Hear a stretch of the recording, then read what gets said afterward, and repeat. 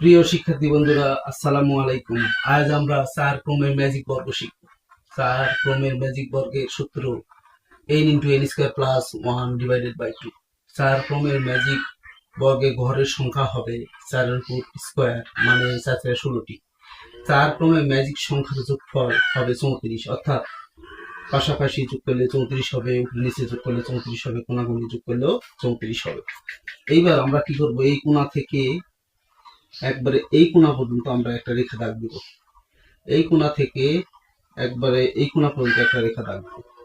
এখন রেখার নিচে যে সংখ্যাগুলি পড়ছে এই সংখ্যা বাদ দিয়ে বাকি সংখ্যাগুলি আমরা সংখ্যার জায়গায় লিখে ফেলবো। 2, 3, এখানে আছে কত 5, এখানে আছে কত 8, এখানে আছে কত 9, এখানে আছে কত 12, তারপরে এখানে আছে কত 14, তারপরে এখানে আছে কত 15।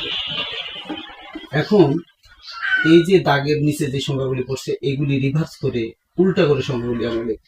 যেমন 16 1-এর ঘরে লিখবো, 11 6-এর ঘরে লিখবো, তারপর 6 11-এর ঘরে লিখবো, তারপরে 1 16-এর ঘরে লিখবো।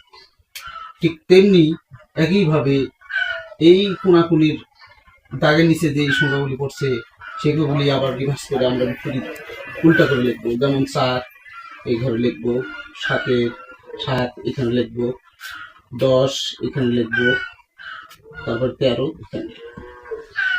তাহলে এই হয়ে গেল ম্যাজিক বর্গ। ওকে।